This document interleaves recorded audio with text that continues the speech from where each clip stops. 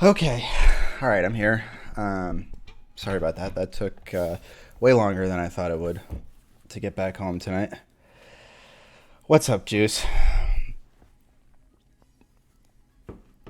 What up, Super? I think we got Cap and Claude here as well. Potentially some others.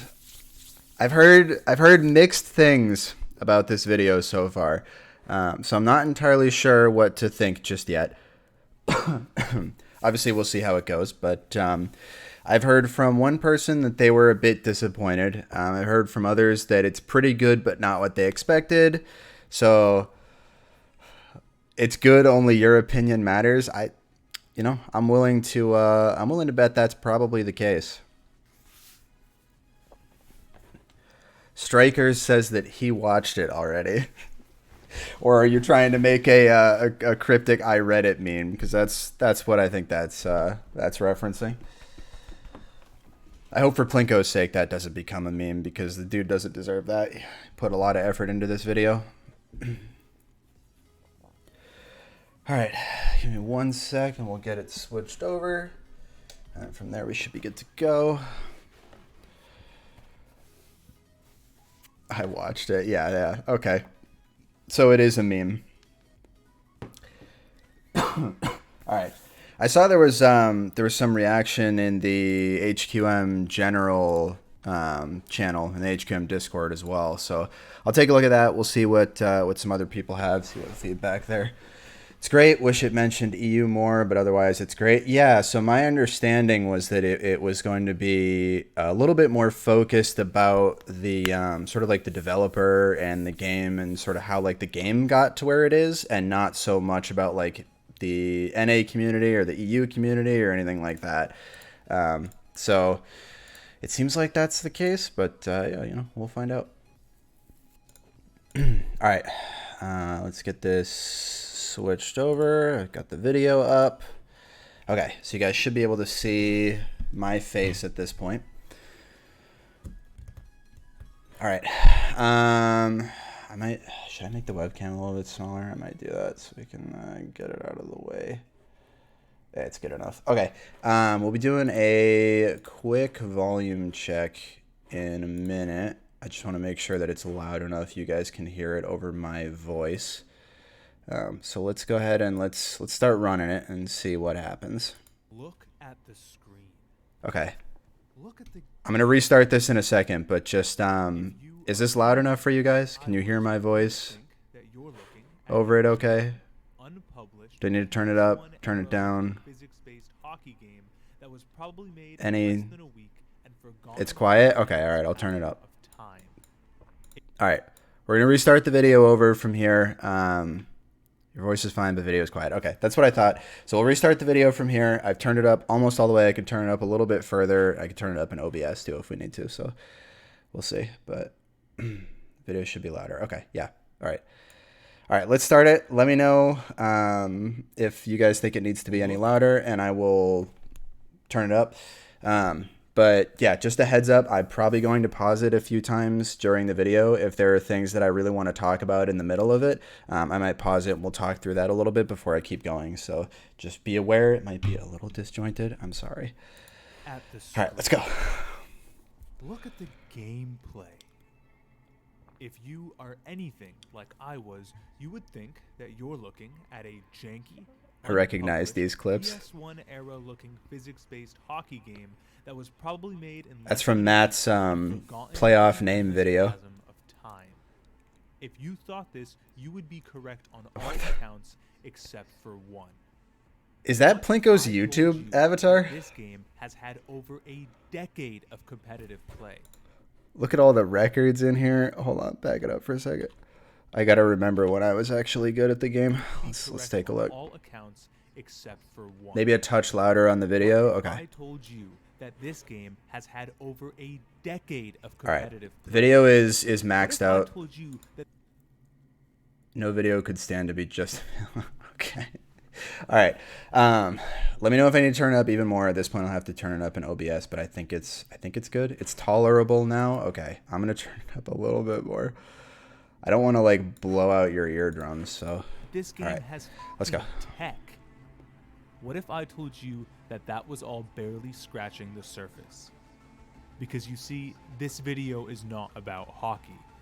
This video isn't even strictly about video games. This video is about a community and a story about what happens when a few people fall in love with a game that was never meant to be loved in the first place. Oh, nice redirects in front. That's a nice transition. It's a tech demo, leave me the hell alone. Not a bad stick, big save, hey Bert. We've never had developer support. Got Ruby shoots and what a save again by self-plug. He hated it. Like, he wanted nothing to do with the game. Damn, he talked to a lot more people than I thought he did.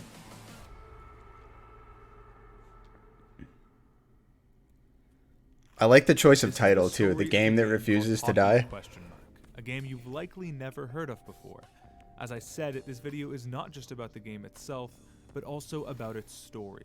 And I want to tell you the story chronologically. So he's using the community logo too. I just realized that. That's the community logo and not the logo for the actual game. Curious outsider slowly peeling back Good choice. the layers on a game that's hiding a lot more than it shows on the surface. Let's start with how I found the game.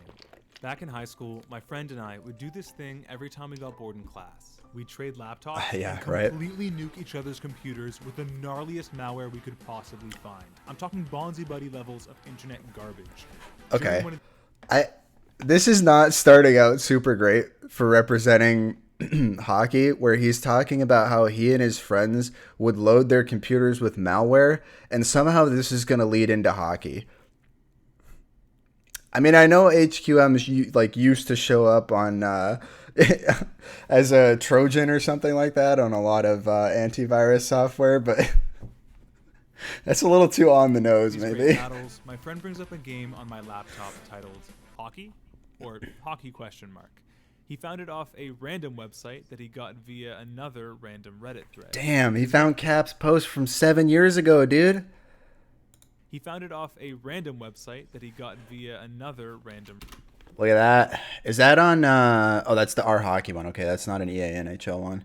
That must have been one of our first, like, was that the one that got Guy and BG and that one that came around like LHL season 8? Doxing your Reddit account. Sorry, Cap. Yeah, it was. Okay, that's what I thought. That sucks. That's one of our main tanks right there. I have no idea who just subbed or followed or something, but thank you. I think are the alerts showing? I don't know. Whatever. Thank you. Reddit thread. This game was not advertised to him at all. He came upon it essentially by coincidence. So he boots it up and I watch him play for a bit. It looked like a super straightforward physics-based hockey game with the quirk of having mouse movement to control your hockey stick. It was definitely neat, but it immediately looked to me like some small personal project that someone uploaded just for the hell of Can't it. be that Just as I successful. was It got ready to dismiss BG. it, though, we see a join menu. We look at each other. No way a game this small has any active servers, right? So we Did he say what year this was? Several lobbies pop up, some actually showing active players. So we join a lobby with some numbers. I'm looking to see. So the Migos server. Oh, unless he recorded this recently. You know what? He probably recorded this footage recently. This definitely isn't from when he was first playing it. People were Never mind. currently playing hockey question mark. We were shocked, so we immediately start talking to them. Hey, do you guys actually play this game? They say yeah. We start getting excited, thinking that we stumbled across 4 or 5 weirdos who are into this random jank-ass hockey game. But then they He wasn't wrong. It's just about 40 or 50 instead of 4 or 5. And that's when class ended. I had to run, so I got up and left, never coming back to the game or the Discord, never even giving it a second thought. My Okay, friend, so on the other Discord hand, was out. stays a while and decides to see how deep the rabbit hole goes. Do we know what his Fast friend's forward a few name months is? ago, and I'm deep in thought as to what my next masterpiece video will be. That same friend from before reaches out to me and says that a video on hockey Cool question mark would be friend. a great idea. I show a bit of skepticism because back then it didn't seem like the game had much going for it, but that's when he links me the Discord again. And this time, I click it. Big mistake. Big mistake. This Discord revealed a genuine, passionate, thriving competitive community of hockey question mark players that have not only been playing this game for just about a decade now, but have clearly gone above and beyond the scope that this game was What a ever meant to receive. reach. Now, admittedly, it was not a large player base, maybe about 130 people or so when I first joined, but regardless, this was a fully fledged competitive gaming community. Players that were skilled, that discovered tech, that competed with each other in organized tournament-style leagues frequently. I was both inspired and dumbfounded that a game that came from a website that I was certain was going to give me malware, a game that looked like this, was in fact hiding a prosperous gaming community. He's got. Is this Quacky's ice? It definitely I is. wanted to learn more because Yeah, I knew that's there what I had to be a thought. story as to how this all even exists. I barely knew where to begin, so I just messaged their general chat, "Hey, I want to make a video on this game. Who's up for an interview?" And within a single day, a bunch of people reach out to me to talk about their experiences. The hockey question mark community was incredibly friendly and welcoming. Every single person I Cut that talked clip. to, He didn't including the stop me people I there. I made that were dangle. so excited to have someone talk about this small unknown game that they were so passionate about. It was really endearing, and I could immediately tell that there was a genuine love for this game. Ooh, what a The shot people by I got to Juice. interview Nice were the backhand. following. Dialoriax, or Dial, a top player who's been around for 8.5 years. Oh, that's a good Plays clip. super- Yeah, that's a good clip. Let's back. Hold on. Let's back up. Let's watch that one again. We're gonna go slow motion on that one for a second. That sucks. That's, one of our Thank you very much for the follow, Winters, and I think it was Super earlier that followed me. Thank you very much, both of you. Hold on. We gotta take a look. Is Riven in the stream? Because if he, Dial. oh, I'm gonna mute it for this. That sucks. That's, one of our Thank main- you, Funk of the Monk. I appreciate it. Don't recognize you, but you might be someone I know. Oh, let's go. Oh, goodbye, Riven. As we get a nice cat tail cam. Oh, there we go. There we go. Big. Okay, can you move so I can see my monitor? Thanks. All right, sorry. I had to look at, back when I was decent. Placed super highly across his competitive career, holds the record for the most points and goals across all seasons, and is the game's primary community manager. Sully, a goalie who's been around for 6 years, with What a handsome man. How do you go back like one frame in YouTube? I know how to go back 5 seconds, but is it community manager. Second place comma, record- right, or something? Comma or period or like Z or I don't fucking know. We gotta look at. Yeah, there he is. There he is. K and I, the little caret things. Okay. Yeah, I thought it was comma and period, but that didn't seem to be. Those aren't doing anything. So K and I aren't doing anything either. Anyway, very handsome man. Also a Massachusetts native. So shout out to Sully. With another impressive competitive history, second place record for percent of shots saved, and some really neat insights on the game and its community. Kapanen, another top player with a super The most handsome man in the community. impressive competitive history, second highest. Thank you very much, across Debeezy. all Good to see you, seasons, pal. And manages the community and Discord. And finally, Winters, someone who's been here There he since is, the very beginning stalwart. of the game's creation, has casted a ton of the competitive games, and personally knows. the I game's forgot about that creation. interview we did, Winters. That was a Actually, good Why time. don't we talk about the creator of HQM for a brief moment, because he is easily one of the most fascinating parts of this Oh, let's story. go. Here we go. At this point in the story, Here we go. Here is what I knew about him. Alex Austin, or Cryptic C as he's known online, is an indie game developer from California who's mostly known for the creation of the game Sub Rosa, a physics-based MMO shooter that's been quite well received on Steam and is even published by Devolver Digital, a big-name game publishing company. Prior to Sub Rosa, however, Alex worked on several small personal projects, one of which was Hockey Question Mark. On his website, you can see all of these prior projects. I played through a couple of Notice them, and there are HQM some wasn't really listed there. interesting game ideas here. It immediately became clear to me that Alex Austin was a talented game developer, but it is at this point that the first peculiarity occurs. Hockey Question Mark is nowhere to be seen. on Yep, Alex's see? website, Yep. Despite the website essentially being his portfolio. A game that's been active for 10 years, with a community that, while small, is clearly still engaging with the game daily, and it's not even Tom mentioned. Rosa. In fact, even on his Twitter, he lists every game he's worked on, but no mention of HQM. And it wasn't Yep. like it was because the game wasn't up to a certain standard or anything. Alex had much smaller scale projects uploaded to his site, but for some reason, no hockey question mark. At that point though, I really had no reason to question any of it, and besides, I was a lot more concerned with the players and their stories, because they're awesome and they deserve to be talked about. What a play. I had a mountain of questions for these interviews. I wanted to know why people played this game, how it all started, what professional hockey nice save. question mark gameplay even looked like. After all, why would anyone dedicate nearly a decade of their life to a game so small? Luckily, the folks over at the Discord were more than happy to. Yeah, why would anyone do that, guys? Why would anyone dedicate their life to a game this small for 10 years? Awkward, right? None of us would do that, though, right? Rip, do you want to My first interview was with Dial, who gave me some insight onto how. Thank you very much for the gifted sub, Ghost. Congratulations, Juice. Community started. What really happened is there was a league called the Hockey Question Mark League, HQML. Sign-ups are out now. Sign-ups are out now. Get your teams in. Get your sign-ups in the announcements channel in the Discord. It was put together by a handful of people that had found the game through some website that had some forums on it, and a couple people found this game through there, knowing some of the other stuff that Cryptic Seed, the developer, had worked on. So they wanted to start up this like for fun league thing where you put together some teams of your friends and you played some scheduled games against each other every Friday night. Dial joined the community back in 2013 when the game first started being advertised to the public. And I'm not talking advertisements like some Raid Shadow Legends type shit. No, it was a literal Reddit post on r/hockey linking people to another small community on the Facebook. He found the right one. And I got here from a Reddit thread on our hockey, actually. It's like, hey, looking for something to do? Come play this first-person game. The people who were there on the forum originally were either people who knew about Alex Austin's work already or people who knew him personally. So, a quick side note here for my own personal history. So that is true. I did find that.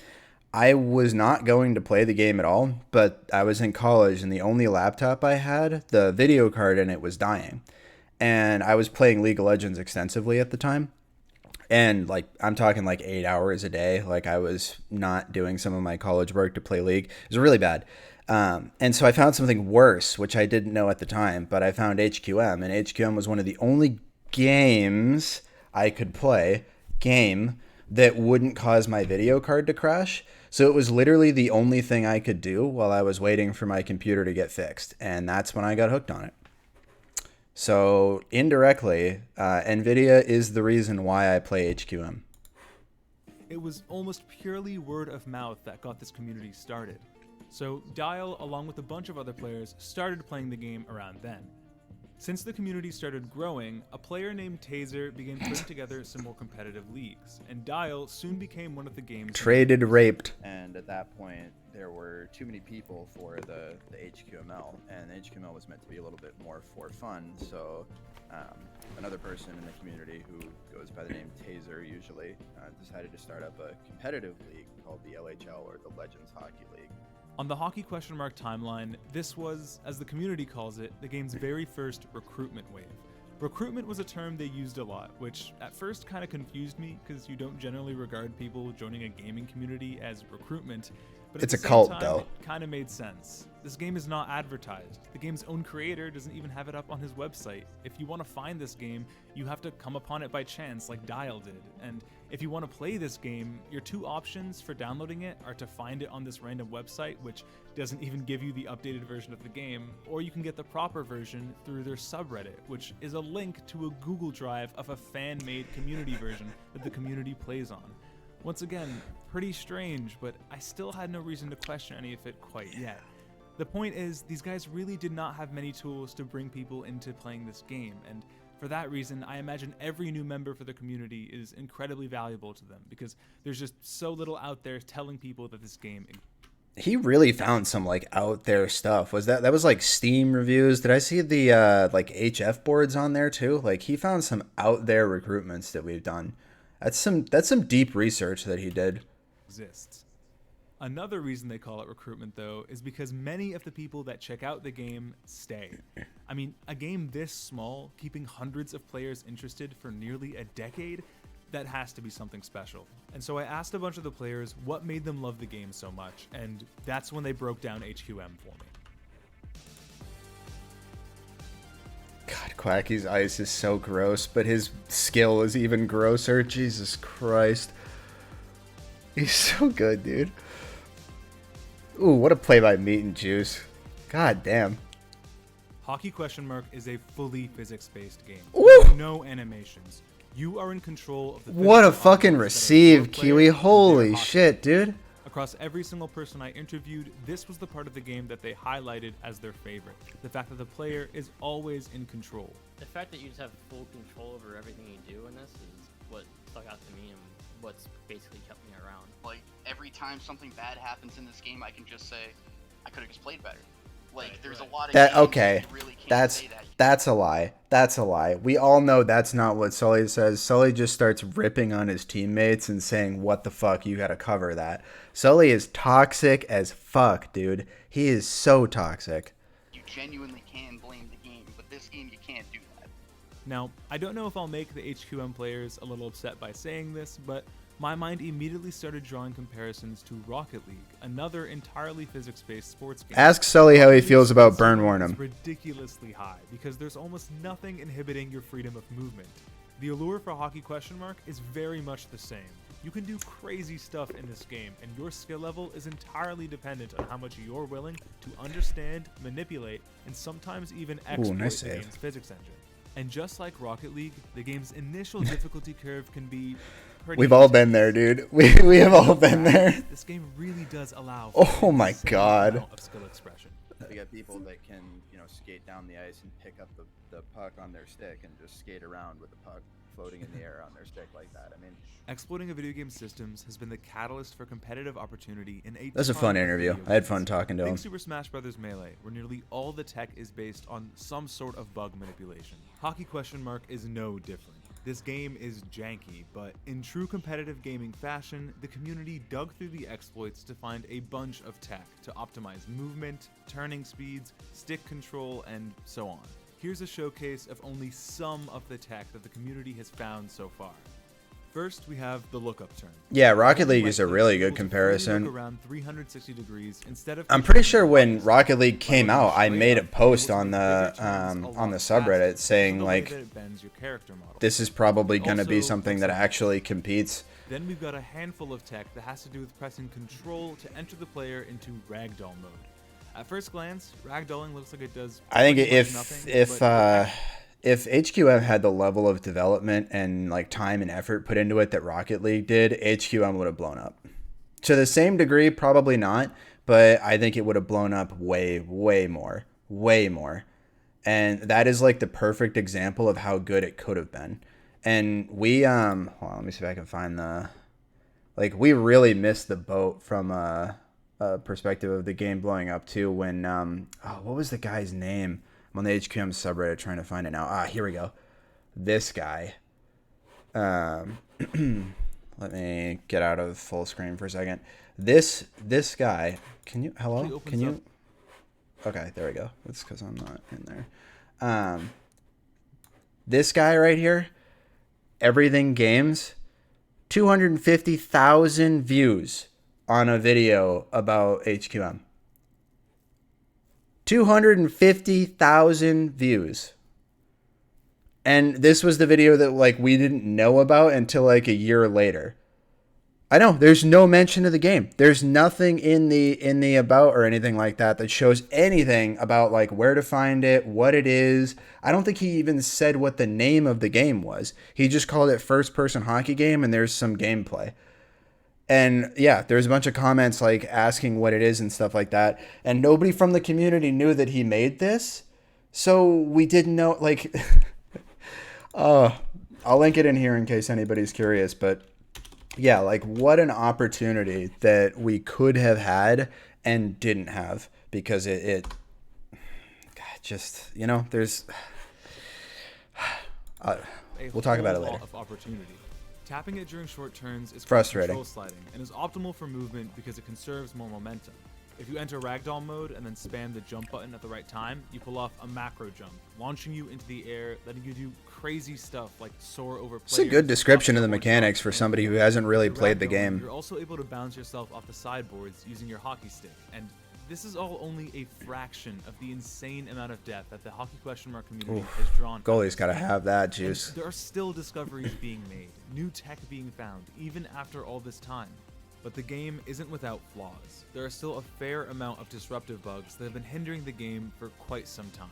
And when Dial told me about this, I felt inclined to... I am drinking Sprite right now. Like any updates planned for the game, like anytime soon? Yeah. Basically, we've had a pretty tenuous relationship Yep. with him at best. He was like, "You guys like this game? I don't." Unsure of what to do and how to make it work. It sounds like he doesn't want the game to exist. Yeah. He blames the whole hockey community. This is when we start getting into a much more complicated side to this game's history. Hockey Question Mark is an unloved gem, a neglected child, Agreed. an abandoned project caught in the crossfires of one of the messiest developer fan-base relationships I have ever seen. For about 6 of the 10 years that this game has existed, it has done so not only completely absent from its creator, but at some points even at his mercy. Now, I know that sounds pretty dramatic, so what am I talking about? Well, to answer that, we have to go back to Alex Austin / Cryptic C, the creator of Hockey Question Mark. First, Okay, let's talk so I about think Alex this is Austin's around the time interest where in the people game started itself. to complain As about the mentioned direction the earlier, video was Sub Rosa taking. is Alex's main game, his passion project, and it's the one that got Devolver Digital interested in sponsoring him in the first place. This was the project that Alex cared about, and it's the game that he had been working on for several years. During these years, he'd make shorter games that essentially behaved as tech demos for his custom physics engine that he would go on to apply to Sub Rosa. And Hockey Question Mark is one of those games. But not only that, in my interview with Dial, he revealed to me that Hockey Question Mark was made during a game jam. He was doing some kind of competition, which I forget exactly what it was now. Like but a basically game you had jam to or something?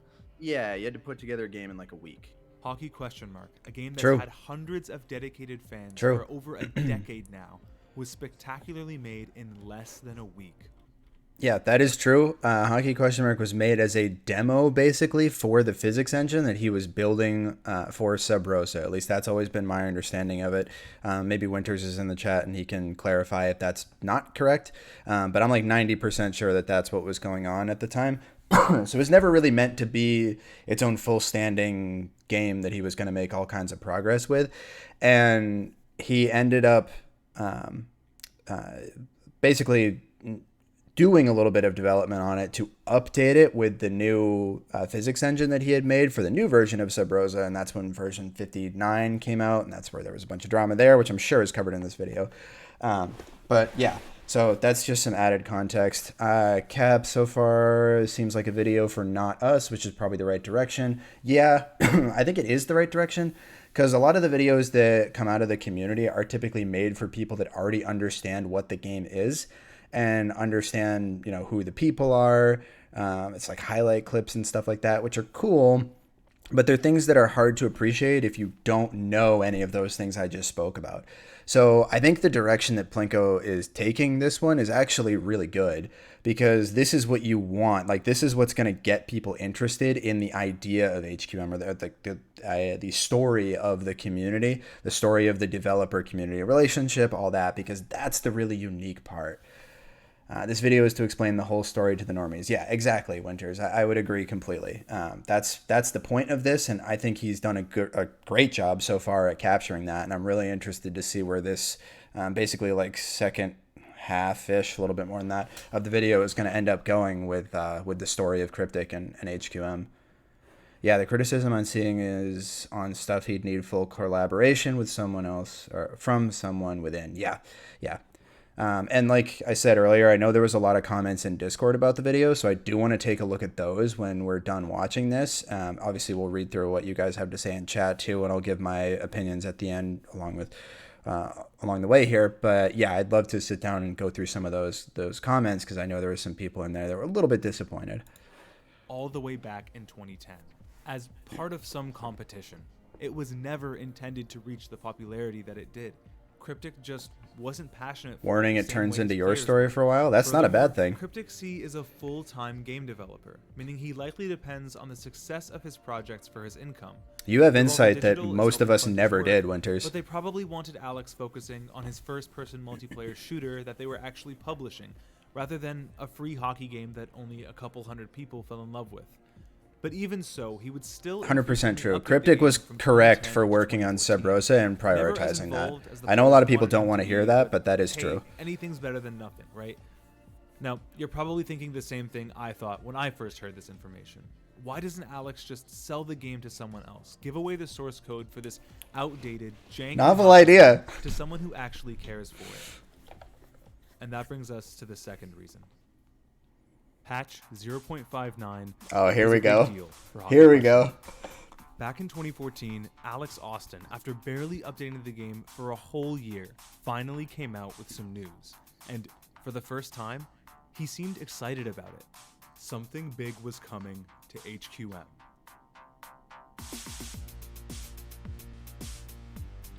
Did he find the tweet? Because he asked me for that tweet and I couldn't find it anywhere. A new prototype is coming for true believers only.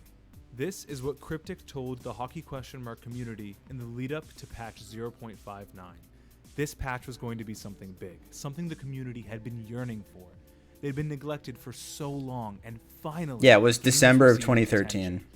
Alex, to help fund development, offered to release an early version of the patch to people who donated $8, something that many in the community were more than happy to do. Overall, it was looking like Alex was taking... See, these are the HQM highlights I want to see. Nice board bounces. And then it released. Nothing fancy. Oh, this is so freaking fun. Shoot it, I'll get the tip. This is the best part of the game. Oh my god. I'm smashing you with my stick.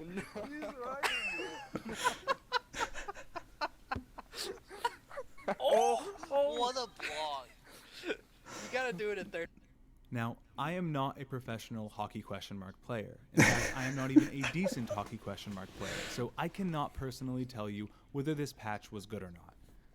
It was not. It was not good. It was funny and like kind of fun to mess around on, but from a competitive standpoint, it was not ready yet. And hold on, I'll brighten it up a little bit more. You might be able to see my face a bit better.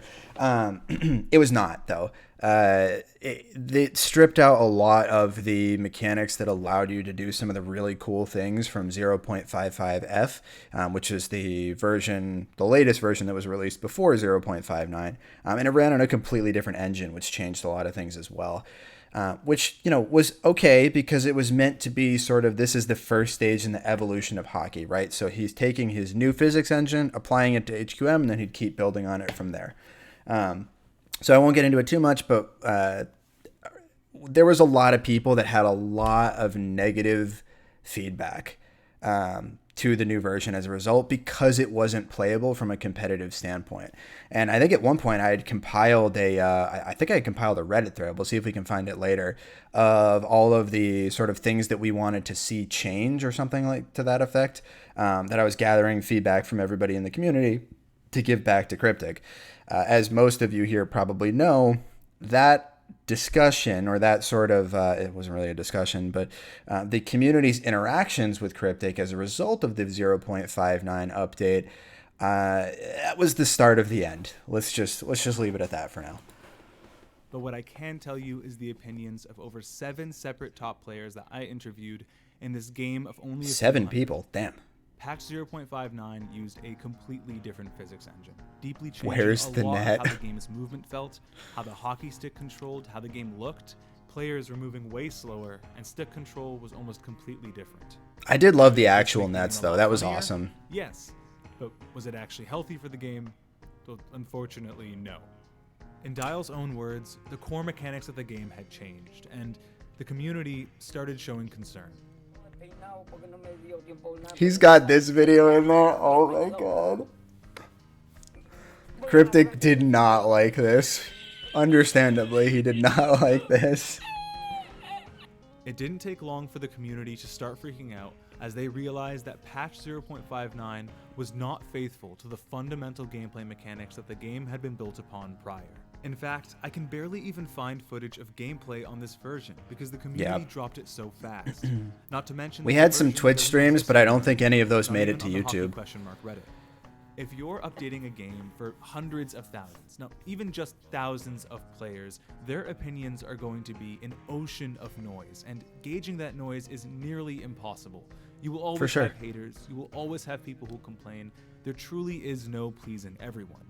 Hockey Question Mark, however, is only a couple hundred players, and their opinions were clear as crystal. Unanimously, the community had agreed that this update is not the direction that the game should take.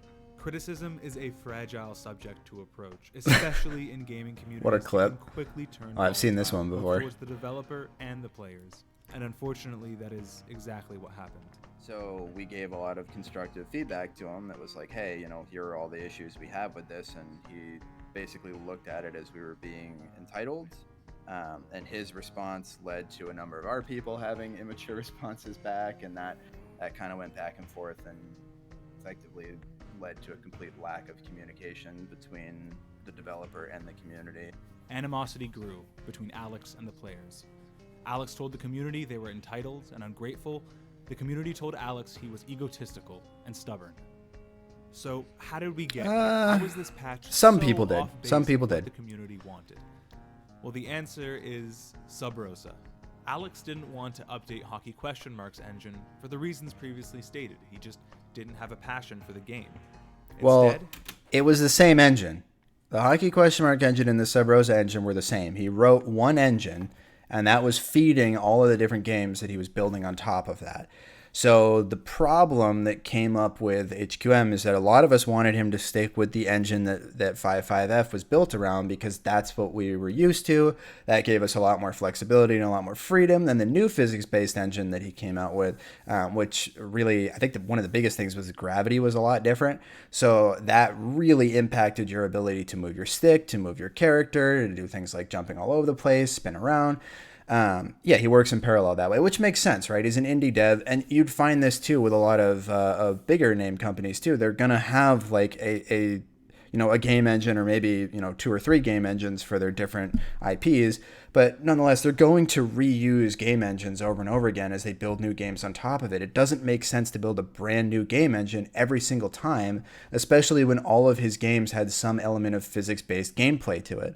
So that's what we wanted. We wanted him to stay on that old version. He had moved to the new version. It wasn't working well in the new version, and it was just like, well, he's not going to go back and update the old version because the old version isn't driving the work that he's getting produced by Devolver and Sub Rosa. So it didn't make sense for him to do that. So again, super frustrating, but at the same time, I think we as a community, and some of us did realize this, but a lot of us didn't, should have been more understanding of the fact that this is the way things were going to happen and the way things needed to happen because of the work that he was doing with and for Devolver.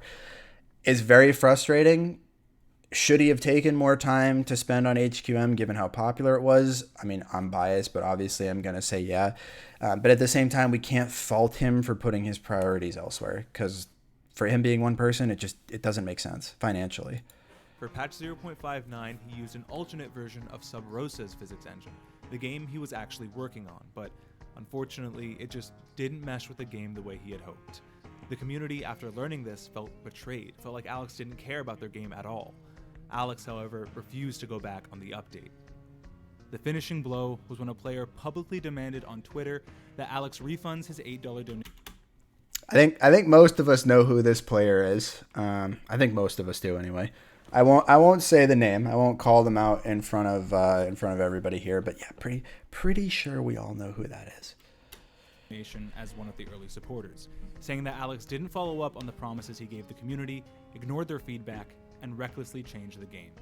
Important side note though, the majority of folks I talked to didn't want stuff like this happening. They didn't want people antagonizing or flaming Cryptic Sea because they wanted a healthy developer-player relationship. Unfortunately though, as so frequently happens in gaming communities, the toxic voices end up being the loudest, and the damage was already done. True. This was the event that drew the wedge between Alex and the Hockey Question Mark community. Yep. From this point forward, every interaction was walking on ice. The resentment never left, for both the players and Alex. As an outsider to this conflict, I didn't really know where to stand on all of it. On the one hand, it's easy to look at all of what I just said and assume it's a typical case of a gaming community being toxic and ungrateful to their developer. And while I'm sure that is partially the case, there is important context to keep in mind. Alex, prior to even releasing the patch, had already made it very clear that he didn't care for the game. In my interviews, I learned about just how much the community was doing. Volunteer managers paid for the servers, set up the tournaments, advertised the game. One of the players, Migo, literally rewrote the server client code. Yep. They had already been on their own. Migo's an animal. That on our own and finance stuff like that on our own, and that's proved to be really challenging because the game's not really marketable. They had a genuine, deep love and care for this game. So seeing the developer drastically change the game's future, a future that he didn't even want to be a part of, well, they understandably got concerned. A concern that Cryptic just didn't really seem to share. Obviously that doesn't justify toxicity, nothing ever does. That's a scrim, that didn't actually happen. My team didn't get scored on there. After this incident, Alex pumped out maybe a couple more updates, but only for the version that he was going with. The community, of course, refused them, sticking with patch 0.55, the version before the engine change. God, Quacky's By ice the is end of so bad. 2016, Alex was done developing HQM for good. HQM's name disappeared from his website and his Twitter, and he's scarcely even talked about the game since. My first question for Dude, I haven't Alex updated that was, timeline if in the years. community had tried developing their I should own do that proper at some version of point. the game. Turns out that was a bit harder than it looked. Some people have tried that. We've had, probably like 5 or 6 people now that have come in and tried to do something like that, and the vast majority of them have been unsuccessful at creating something that is playable. And Cryptic C, unfortunately, had absolutely no intentions Ooh, what a of selling move the by game Otto. or releasing the source code. Whether Makes this it look was so because of his easy. disdain for the community or the fact that the code was some kind of prototype for Sub Rosa, we'll never know. But the likely truth is that it's a bit of both. It's both. So the Yeah, game it's is no both. longer being supported, the developer actively wants it to be forgotten, the source code is never coming out, and the game is never going to be able to perform any kind of advertising because the developer still owns the game and holds the rights. Things were looking very bleak for Hockey Question Mark. So, in a last-ditch effort to Always save have his been. future, Dial wrote a 3-page letter to Alex. Oh, here It we was a go. sincere, from-the-heart letter talking about how much the game meant to him and the community, how grateful they were for his work, apologies for their interactions in the past, a showcase of all they had managed to achieve, and how they'd wish he'd come back to be a part of it, both for the community's sake and his. After a few weeks, there was no response. The community asked Winters, Alex's community manager, if he could talk to Alex and see if he read the letter. When confronted, Alex simply responded with, "I read it."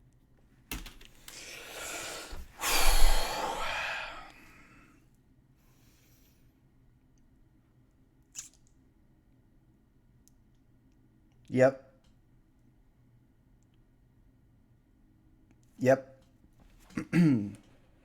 Accidentally turned on closed captions. Yep.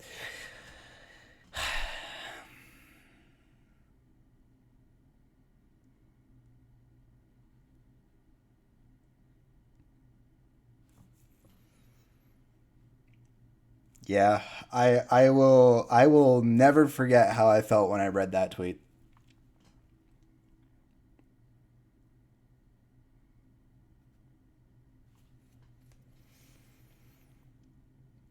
It was rough, man. It was rough. It like in hindsight, probably shouldn't have been, right? Because you're talking about a dumb tweet over like an open community letter type thing that I wrote to the game dev. Like, in the grand scheme of things, it shouldn't matter, but like that did sting.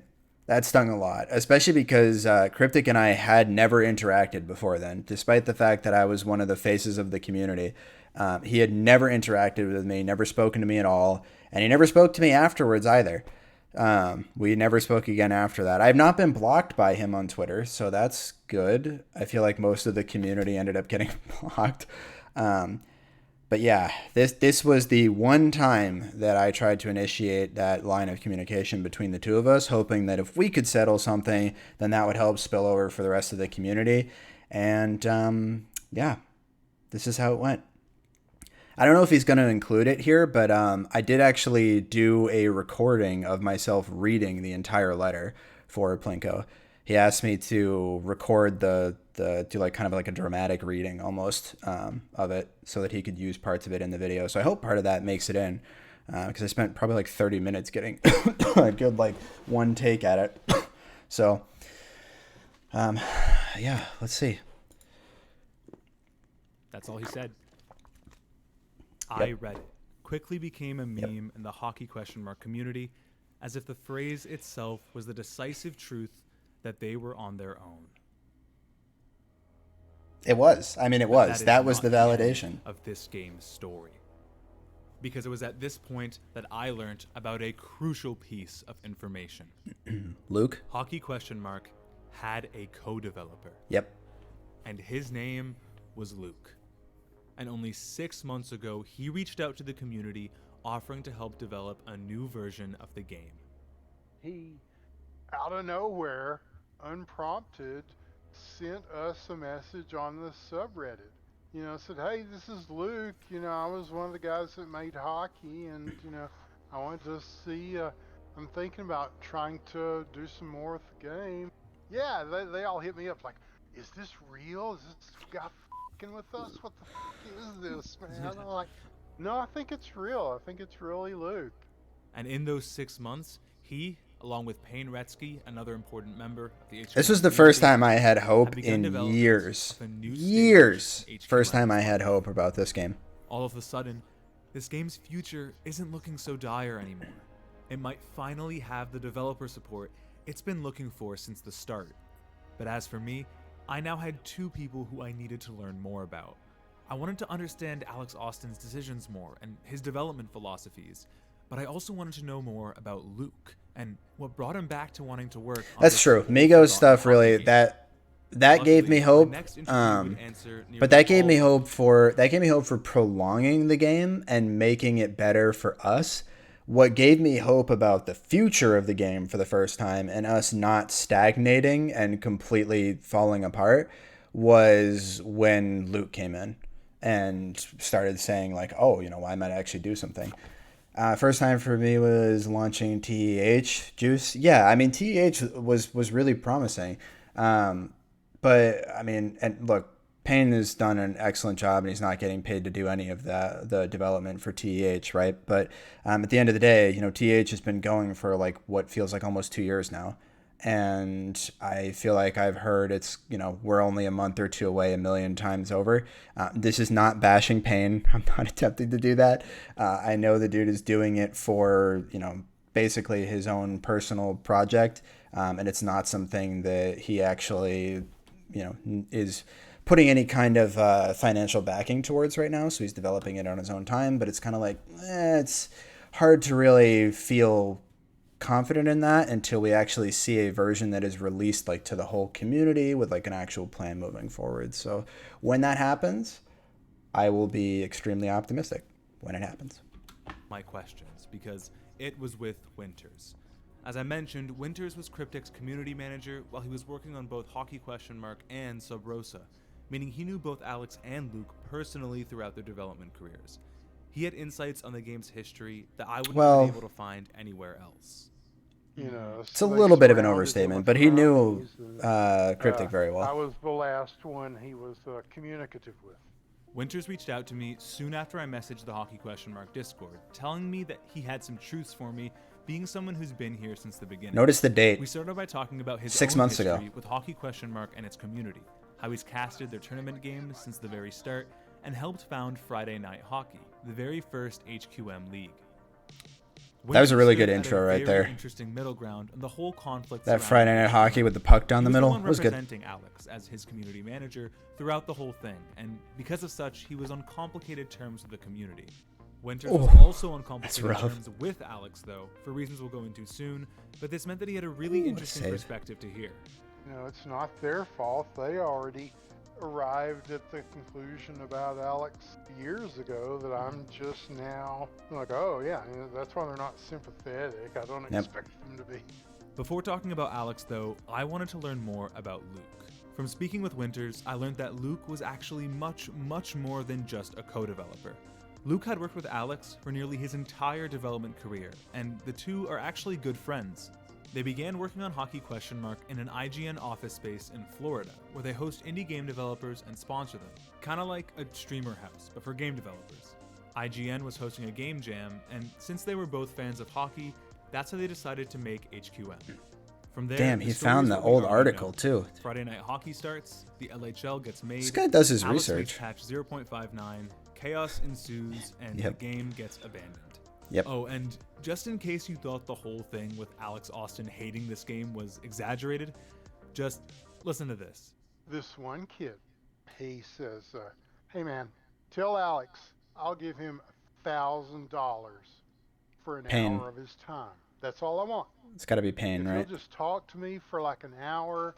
I made sure to do so in front of the Devolver guys because I knew they'd give him shit about saying no, and he did, and they did. Right. Right. Oh wow. Come on, man. Yeah. How bad could it be? 1,000.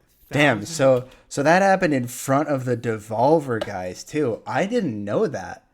I didn't know that conversation happened in front of them. The conversation about whether or not he'd speak for an hour with Pain. Wow. I mean, that really goes to show you right there just what Cryptic thought of the community. And, you know, I mean, there's a lot of blame to go on both sides. I mean, I don't think the community is innocent in our relationship with him. I think there's a lot of things that we should have done differently, really back in the day. A lot of the communication early on around like 2013, 2014 was not good and not positive or productive, and that's what set this all off. So there's certainly blame to go around there. But, I mean, that if nothing else shows you how he felt, that right there does. Big ones. To talk about the game for an hour, but Cryptic wanted nothing to do with it. He was done with HQM for good, but it's here where Alex and Luke begin to differ. Luke wanted to continue developing for HQM. Seeing that Alex had no care for the game, he offered to buy the game out. Luke wanted to buy out hockey from Alex. Okay. Alex agreed verbally, which shocked me. I thought he'd never do that in a million years. He definitely did that because it was Luke. But Payne, yeah, that's Wayne. Payne Gretzky. I don't think he ever played as Wayne Gretzky, but I think he started playing after you had already stopped, Claude, if memory serves. I don't think he was around the time that you were playing.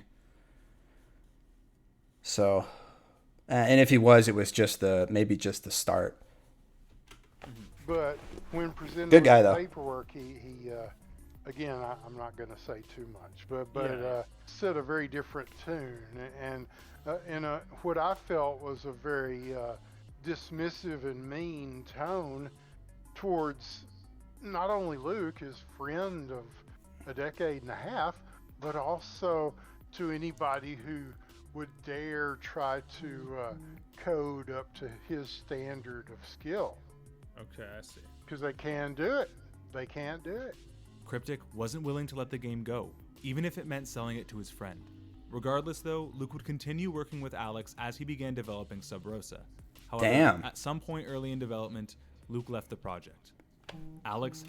Look, I will say real quick, development for physics-based engines for video games, like, that is not easy. There's a lot of like math and shit, you know, stuff smart people do. There's a lot of that goes into building physics-based engines. So it does actually take somebody who knows what the fuck they're doing to develop that, Payne being one of those people.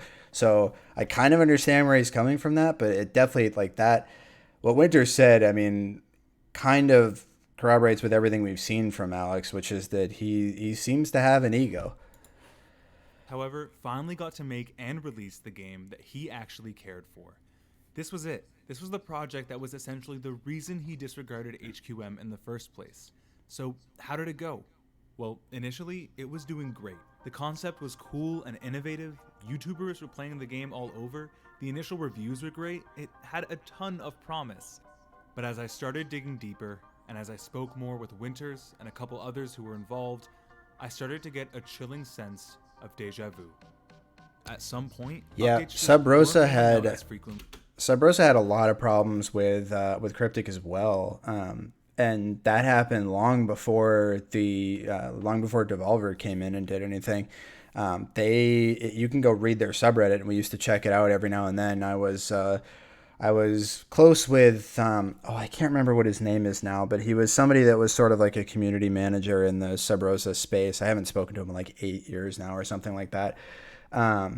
But yeah, they had very similar feeling where they felt neglected the whole time, and never felt like they were getting updates. And it wasn't like, oh, well, HQM gets everything. They weren't looking at it that way, but they were just experiencing similar issues and had similar problems developing a line of communication to Alex. So this is not surprising.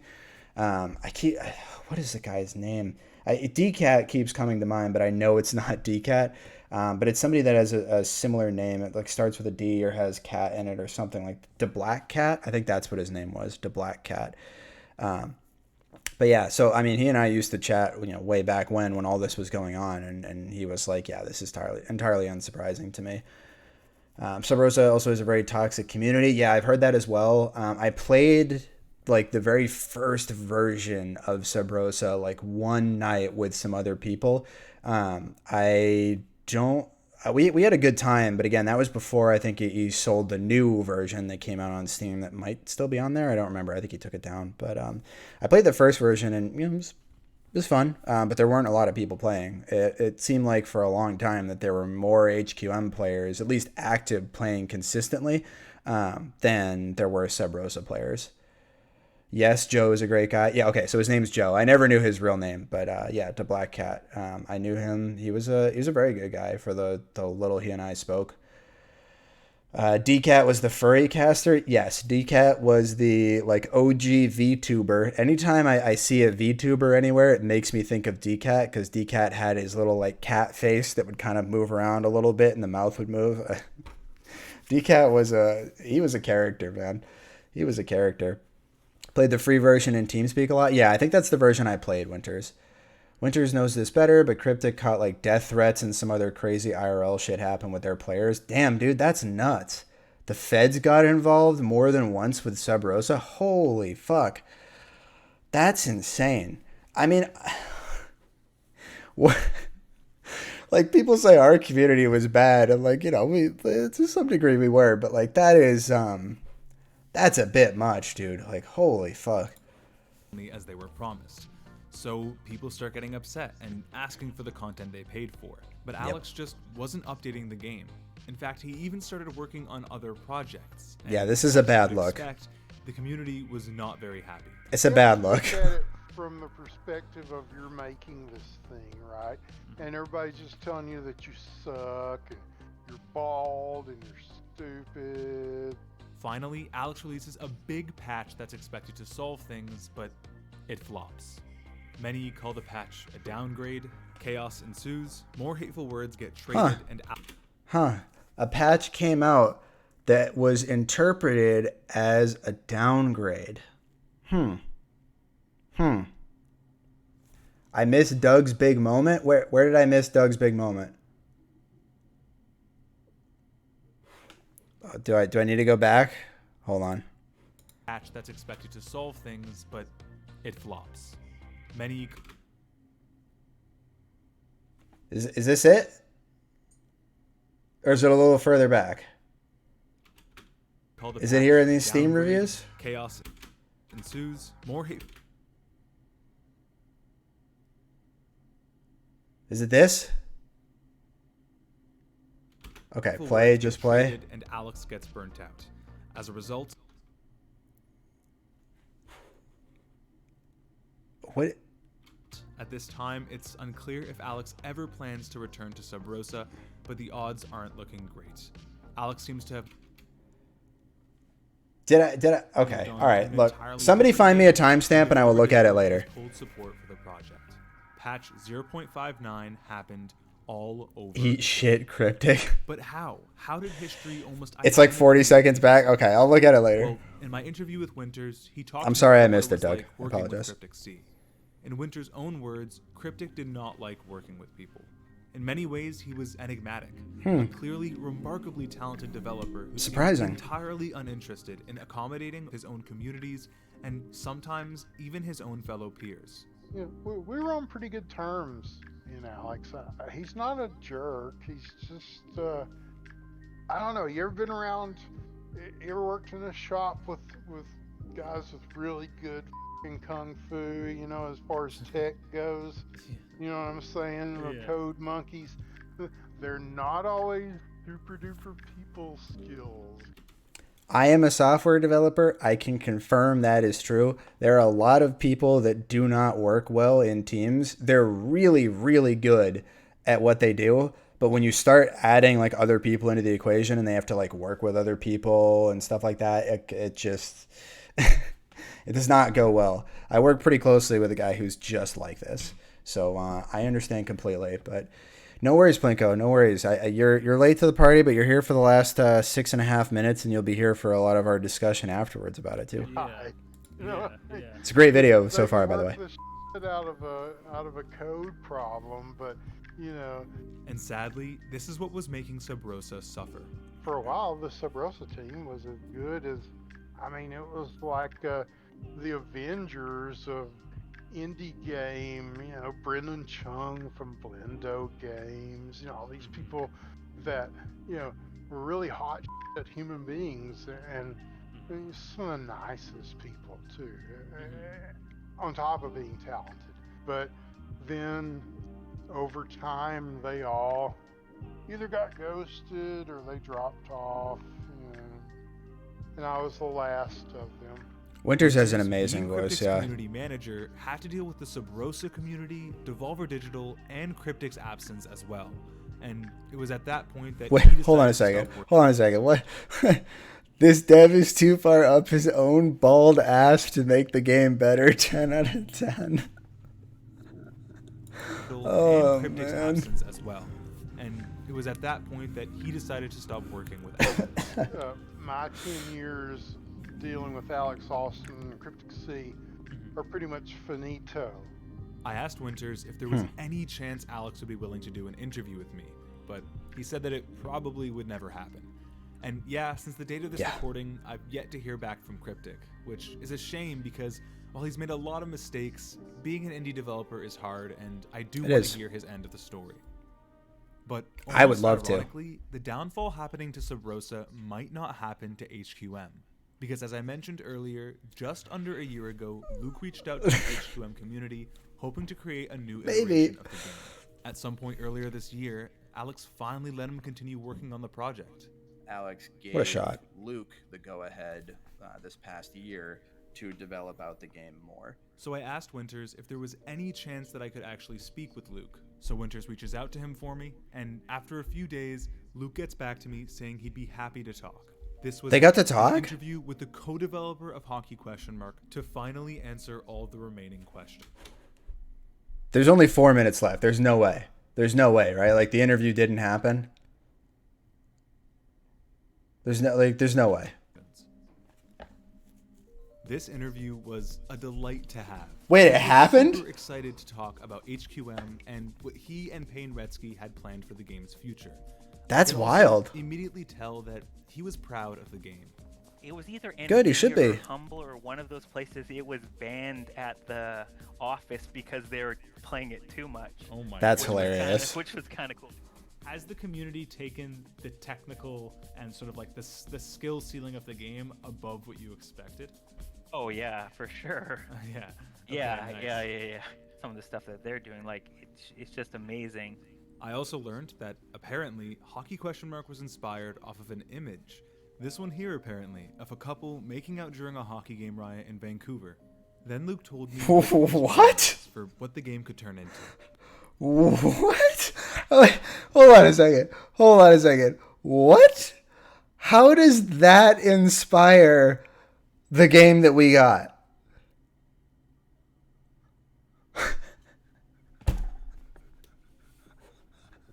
What? Is that Luke saying that was the inspiration? Like for him?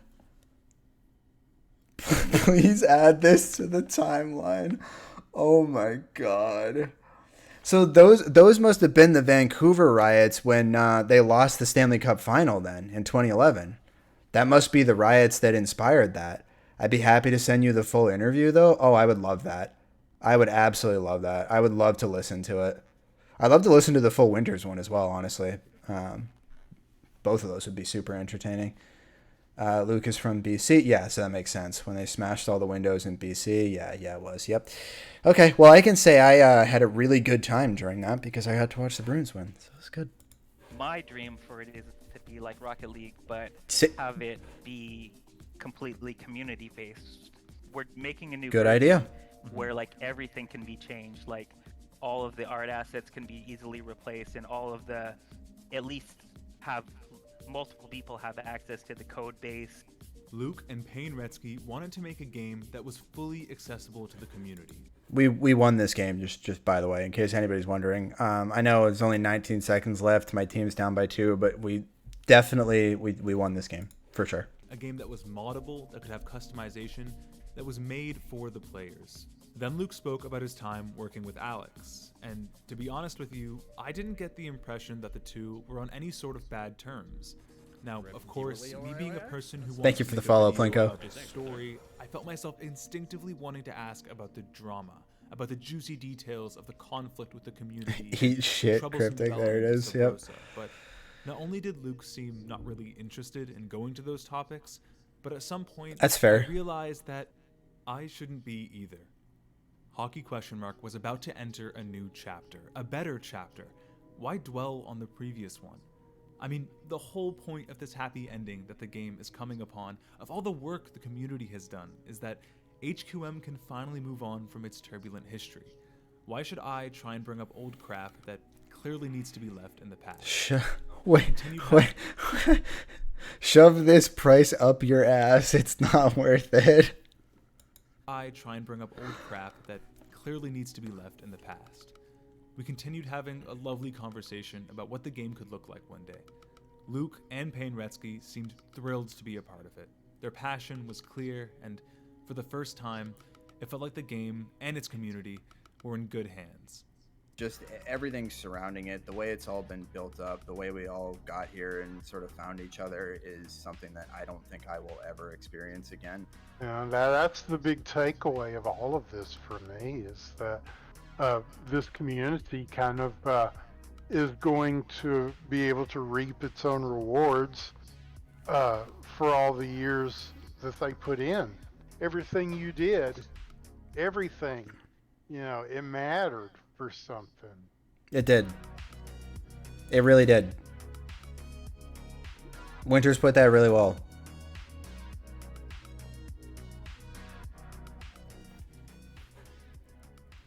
I'd like to give a huge thank you to the entire HQM community for all the help that they gave me in the making of this video. In the description, you'll find a link to their subreddit where you can download the game and try it out. You should. It's free, it's super fun, and they're always happy to welcome new players. Finally, thank you for listening. This was easily the biggest video I've ever done, but it was a lot of fun to make. If you enjoyed it, please consider liking it and sharing it with a friend or two. It really goes a long way. Otherwise, I plan on making a lot more content like this, so subscribe if you're into that. Hope you're having a good summer, and see you next time. This was an excellent video. I will go ahead and share the link in chat here. Please make sure you watch it. Let's give him the views that he deserves. Plinko, this currently has 456 views so far, so hopefully we can get that number up there. But yeah, that's, give him a subscribe, comment on the video. I see, wow, a number of you guys have commented already, which is awesome. Give him the likes, give him the comments, give him the subscribes, everything. This dude put in a lot of effort into this video, and I think it came out great. I know a lot of people didn't really get what they wanted from it, but I think for what we needed from it as a community to try to draw in some more potential interest, this is perfect. This is about as good as it's gonna get. So yeah, just thank you. I know you thanked a bunch of us, Plinko, but thank you for bringing attention to the game and to the community, because it's something that that I think the community has deserved for a while. I think the game deserves it. And, you know, I can say and hopefully speak on behalf of many of the other people here that we really appreciate the effort and the time you put into this to get this working and to get this going. So thank you. Although I will say little disappointed that you didn't put in anything from my audio recording reading the letter. Little disappointed. I was really hoping that was going to work its way in there somewhere, but yeah, it's, you know, it's okay. I'll learn to forgive and forget on that. I read the letter. I did. He asked me to do a reading of it and record it. And so there is a recording. It's like 8 minutes long or 9 minutes long or something of me just reading it out loud, like I'm reading a book to somebody. So if anybody's interested in that, I can probably find that and put it up somewhere if you really want to hear it. But yeah, that was a really good video. Really good video. Did you read Cryptic's reply too? No, I did not. But yeah, okay. Excellent video. So with that said, yeah, I mean, I gave a lot of my thoughts on a lot of the stuff during the course of the video. But yeah, I think one of the biggest takeaways that I've always wanted people to have, as I said earlier, is just, I think there needs to be a level of understanding from our community as to why he prioritized Sub Rosa the way he did. Because that's the moneymaker, right? I mean, and that's the one of the two games based on where they were at, that was actually going to be more marketable to a wider audience. So that is one thing that I hope people don't look back and say, well, what the fuck? Say it one time for the fan style, say it a line. I read it. Let's see. Plinko, was an absolute pleasure to make. That reading was great. By the time I finished the script, I forgot to find a spot for it. Don't worry about it. I'm just giving you shit. Honestly, should do a part 2. There was a lot more to talk about. Yeah, I mean, I'd love to watch a part 2. I want to watch the other video you made, the best roguelike you've never heard of, because the style of production you have, I think, is really good, actually. I really liked that. So I'm going to watch that and see that as well. It's in the Blu-ray extras, says Winters. Understandable, it would have taken way too long to read Cryptic's reply. Very cozy stream, Al. I'm going to go eat pasta and ketchup now. Goodbye. Hopefully you're eating those like as 2 separate dishes, like the ketchup with something else and not the pasta, please. That one's good too. Yeah, I'll have to watch it. I know Plinko doesn't have a lot of videos yet. I think he's still, getting started. Only, okay, 240 subs now. Good job, guys. Good job. Let's get this going. Popping off on his little 13-second video here about Elden Ring. But yeah, no, this was excellent. Look at the screen. So yeah, definitely let everybody know, everybody in the community. I know we posted it a couple times on Discord, but if you have people that don't check Discord, send it to them. Anybody that's played the game for some decent amount of time might actually get a kick out of seeing some of this and probably doesn't know some of the behind the scenes stuff that we found out there. I mean, there's new stuff that I learned in this video that I had never heard before. So, okay. So with that said, I want to take a look at Discord real quick, and I want to read some of the feedback that people had in here and see if anybody has anything different to say that we, haven't seen already. It's a good amount of commentary in here. Okay, let's. Can I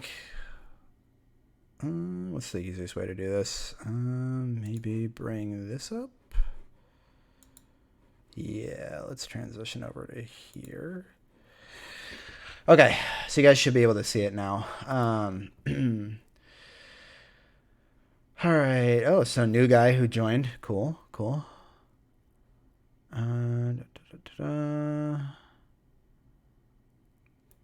So Winter's really good. It's not officially a CM until Golf for Work groups. So Golf for Work groups came out a decent bit after HQM was out, and I think it came out after version 59 as well, if I remember correctly.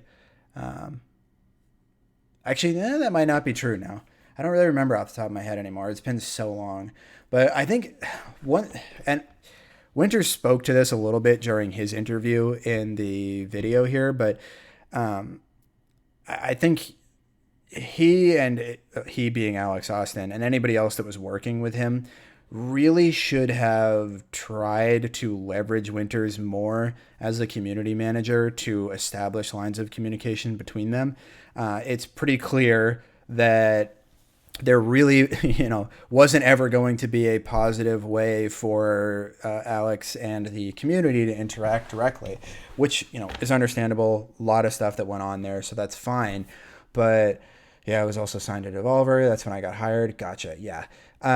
It's pretty new. Definitely after 59. Came out in like 2000 originally, though. Okay. All right. Good to know. Anyway, so I think he really should have leveraged Winters more, both as a CM, but also potentially to some degree as like a PR team almost, right? Because he was not capable, he being Alex here, Cryptic C, was not really capable of handling even constructive feedback very well. And that's pretty evident in the history that's exposed here in this thread, and also the history that a lot of us encountered just by being part of the community for this long. He really could have, I think, helped to repair things by leveraging Winters as that middleman and as that middle ground, which he was already being paid to do anyway. And maybe some of that happened for Sub Rosa, and we didn't really see that. Obviously, we brought up in the chat earlier, there were a lot of issues with the Sub Rosa community, so Winters probably had his hands full over there. But still, nonetheless, I mean, HQM was a thriving community of consistent people that were around constantly, playing the game constantly, not just playing once or twice a week, but many people playing the game almost every night during the week. Sometimes playing, 3, 4, 5 hours between league games, between solo practice, between scrims, between ranked pubs or pub stars before it was ranked pubs. There were captains, I forgot about that too. Very dedicated group of people that could have been leveraged to help make things better. Or, leverage the opinions of those people to help make things better. And Winters was in a prime position to do that and wasn't really given the opportunity to. So that's, I think, one of the biggest criticisms that I have of Cryptic is not leveraging that, or not leveraging Winters enough.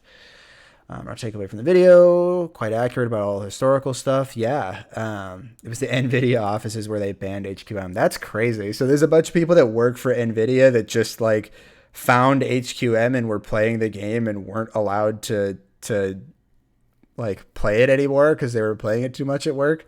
Like, that's insane. So I always said when people ask about ray tracing in Sub Rosa, no, it will be in HQM. I was telling the truth. Damn, that's crazy. I gotta be honest, skip to the part where you talked about Sub Rosa. Okay, so this must be somebody coming from the Sub Rosa community. Now I gotta watch the whole thing. You still work with Alex in any capacity? No. Yeah, that's understandable.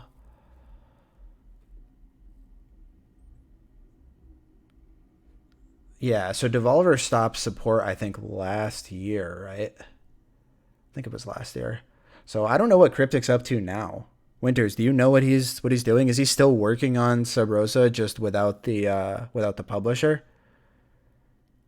It's a lot about Sub Rosa. Not to derail this too much, but yeah, some of them really sucked, not gonna lie. Yeah. Seems to be the case. I wasn't expecting something almost to the level of what's a summoning salt video? I don't know what that is. But that was seriously well made. And even as someone who's been playing the game for 7 years, I even learned a couple things I didn't know about. Honestly, kind of speechless after it. Seriously well done. Nice little HQM net dial. Yeah, I would completely agree with that. That's a really, really good take on that, Nova. He's been working on his basketball lately, and Skater don't. Okay. YouTuber makes similar vids to that, doc. Okay, I'll have to check out that channel because that, like, Plinko style, I really enjoyed that, actually. I'd like to watch that for some other content, too. Okay, so this is all the same guy from Sub Rosa. Maybe this is the end game for Sub Rosa Community 2. Never implodes entirely, and even the hardened old heads realize they gotta work to keep the new guys that wander in up to speed if they want to. Yeah. And that's pretty much where we're at as well, so it's pretty accurate.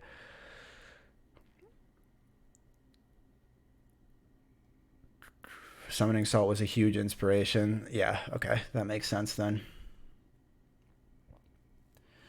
Usually I work very quietly in the background with no expectations of any sort of credit. So this video was nice in that respect. Thanks for the notice. Yeah, I mean that's kind of how it goes with community managers, right? Like community managers don't really get a lot of the credit for fostering the relationships within the community. It's kind of a thankless job.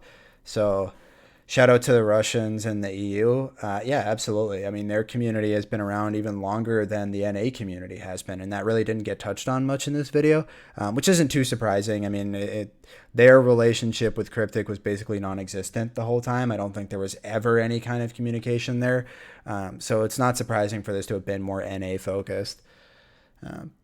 But the Russian and European communities would be really interesting to get sort of like a historical kind of documentary on to some capacity, because there's a lot of stuff that's gone over there, and they've been playing the game for, I think, over 10 years. I think they founded in like 2011 or some shit. So they've been playing for even longer than we have by, a couple of years.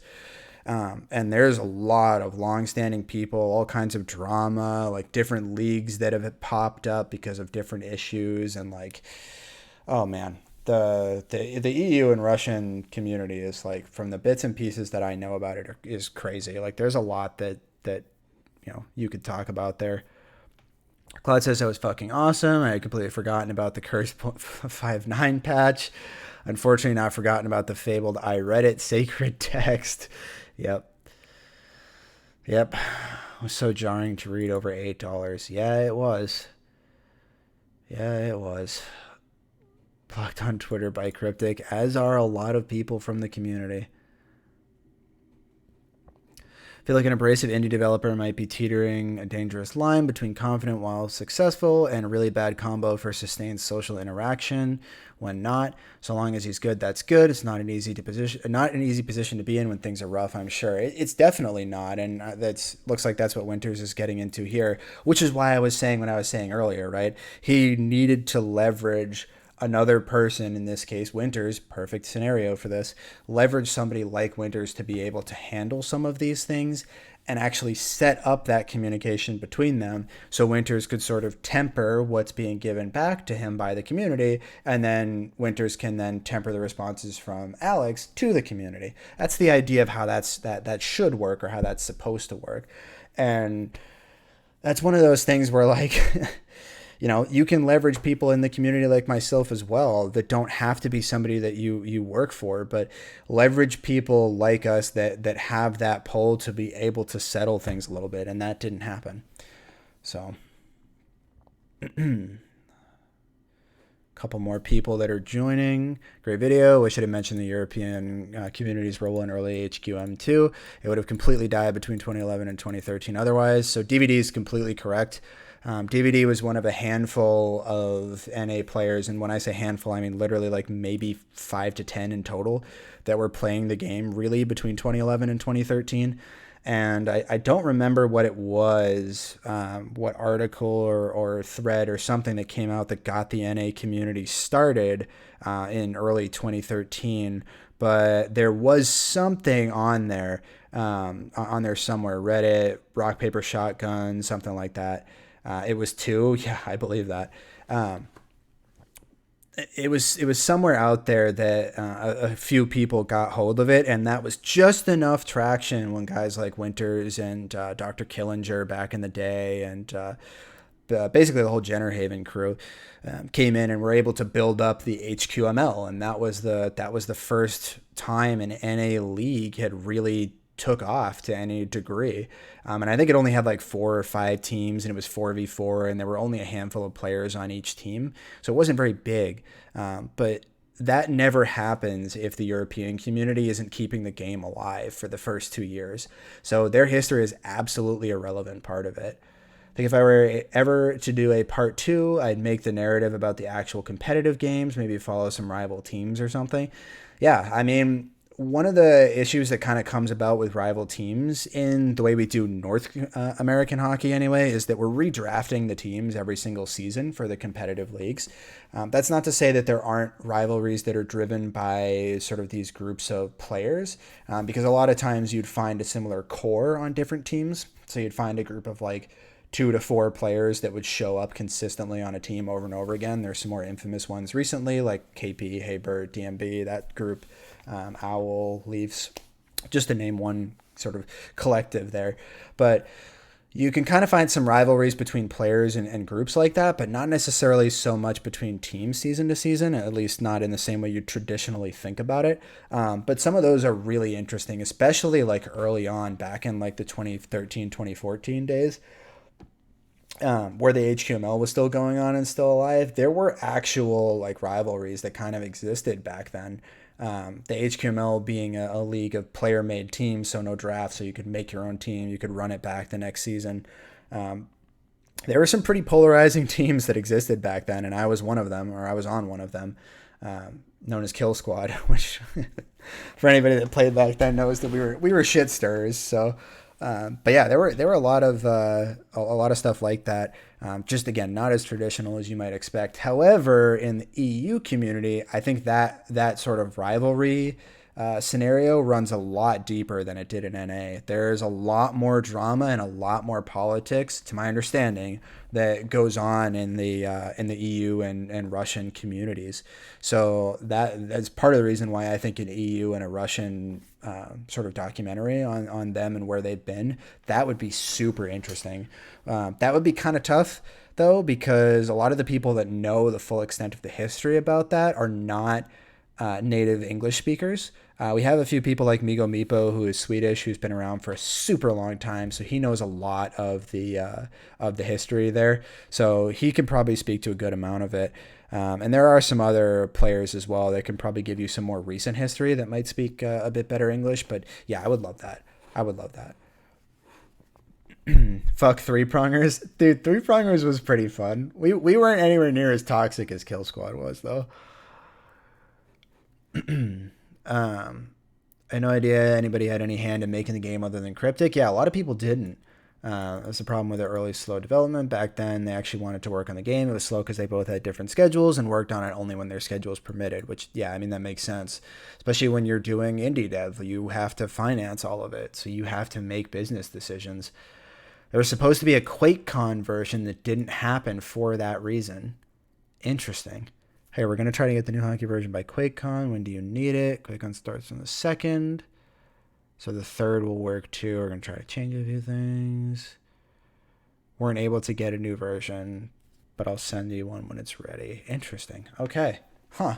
So I wonder, is that the 3v3 tournament that was talked about? Because I know for a little while there was discussion, like really early on, I'm talking like before the HQML, there was discussion about there being a 3v3 tournament that would happen. Whoops, did not mean to put that back up again. Sorry about that. Yeah, the games I casted there a while back, it was guys from years ago still playing. Yeah, the Kill Squad rap. Yeah, the Kill Squad. There were 2 of them, Claude. There were 2 Kill Squad raps.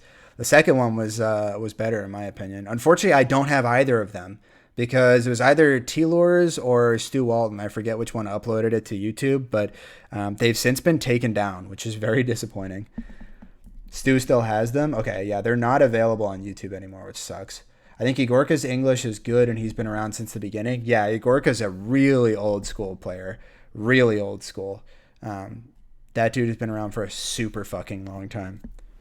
Is he still playing? Because I didn't even know that. Don't forget the Calgary rap and the awful Chicago one. The Cryptic Cup Shuffle or whatever. And the Calgary Flamers, Goofy Gamers. Yep. Both of those were pretty great. It was something Alex did, I think. I remember the QuakeCon. I was casting that year too. Yeah, it sounds familiar. I seem to recall you saying that you were gonna go in person to cast something or something like that. I mean, this was a super long time ago, so I might be misremembering it. But actual story of international HQM is has enough volume to warrant its own history video. Yeah, absolutely. Especially if you look at, you could probably do your own history video for like the World Cup drama that went on too.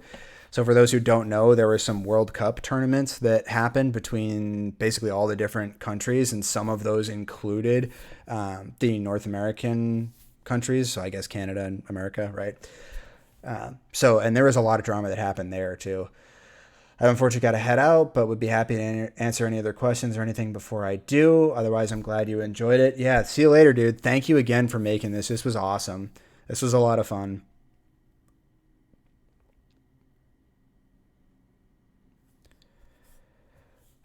He was casting Tribes. I played in the finals of that tournament a lot. Gotcha. Yeah, because Winters, you casted Tribes with a few people, right? Didn't you say you casted with Sadokist, the guy that blew up in CS:GO? Was the most fun video I've made so far for sure. I'm really glad to hear that because we have an awesome story, and I love the fact that you've captured that in a way that other people might be able to actually start to, latch on that and see that. Yeah, I remember you telling me about that because he's a bit of a Sadokist is a bit of a personality. Yeah, infamous for dropping a couple N bombs, was it?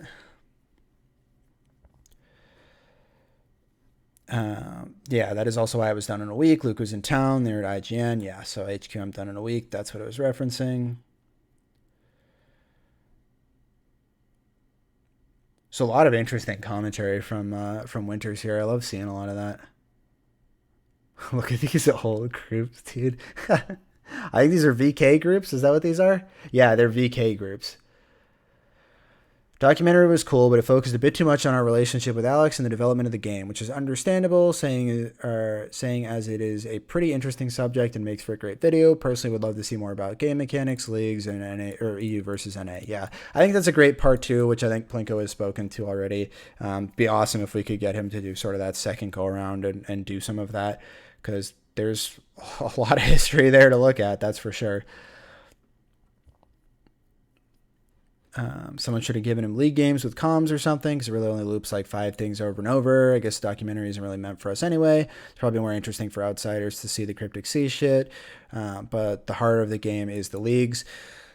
Yeah, I mean, that comment is true. The heart of the game is the leagues. The leagues are why the community is here, right? So that is...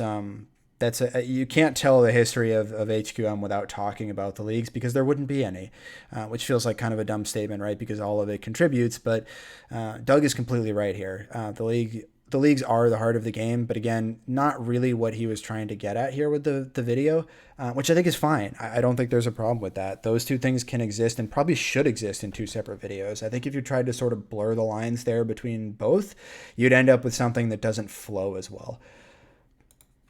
Retrospect, it would have included a bigger variety of competitive games. So I can speak to part of this as well. I know Plinko wanted like video clips that were obviously higher quality if he could get them, and ones that had been like edited and stylized a little bit and had some production value to them. So they weren't just like, a cam centered in the middle of the screen, like generic, POV for somebody streaming the game, like what I do when I stream.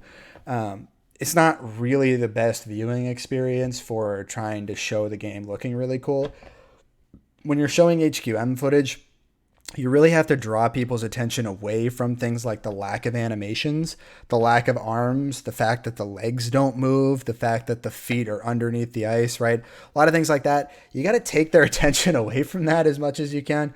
So I think he was looking for a lot more of those sort of, higher production quality clips to leverage there. And that's why you see some of these clips replayed over and over again. I don't really think it detracts too much from the video though, because the video is not really about the footage as much as it is about the story. So I think focusing on Cryptic made it very interesting from a storytelling standpoint. Yeah, saying exactly what I just said, which in the end is what outsiders will understand and maybe relate to more. Dylan's hitting the nail on the head here. I think people would care about the mechanics in the leagues and shit once they actually get involved with the game. Also true. There are some people that might have some niche level of interest in that side of things. But I think what most people are going to be interested in and what's going to draw people in faster is sort of that relationship with the developer, because sort of small niche communities like ours are 1 in a million. You're not going to find these really.